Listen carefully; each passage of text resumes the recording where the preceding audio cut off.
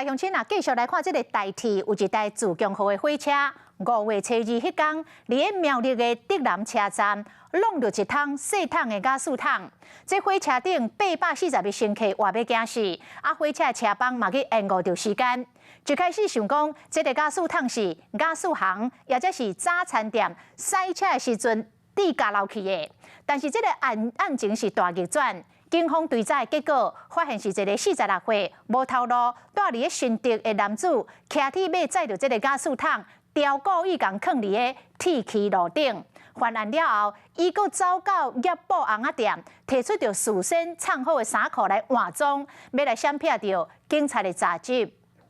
5月初2，伫咧苗栗的德南车站发生着自强号去弄着小型的瓦斯桶意外事故，造成840个旅客受到惊吓。火车的班次嘛，因为安尼互影响，一开始个掠准是瓦斯行或者是载气店咧载瓦斯的时阵，无细力去落界的。严到即摆案情大变卦，警方调监视器来追查，发现讲案发的迄天，一个46岁姓陈的查甫人骑铁马，后壁载一个用黑色塑胶袋包起来4公斤重的瓦斯桶，骑到德南车站，将瓦斯桶放伫咧铁机仔路，所来伊到附近一间业宝红仔机的机店，伫咧机台顶悬摕出着藏好的衫来换装，想要互警方找无侦办的方向。钢品的部分应该是在铁路轨道旁边附近的民家或是公庙随手取得的。警方掌握伊的身份了后，扩大搜索苗栗的德南甲新竹的管区。5月17号，伫咧新竹市一个工地将伊来逮捕。他在证词的部分，证词的部分一直闪烁了。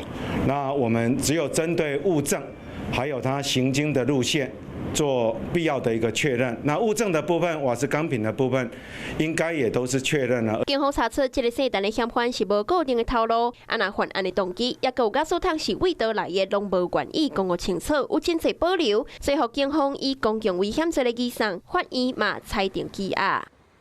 晚间9点，邀请您与世界同步。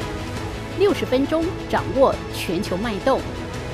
World News 9，陈雅玲世界晚报给您崭新视野。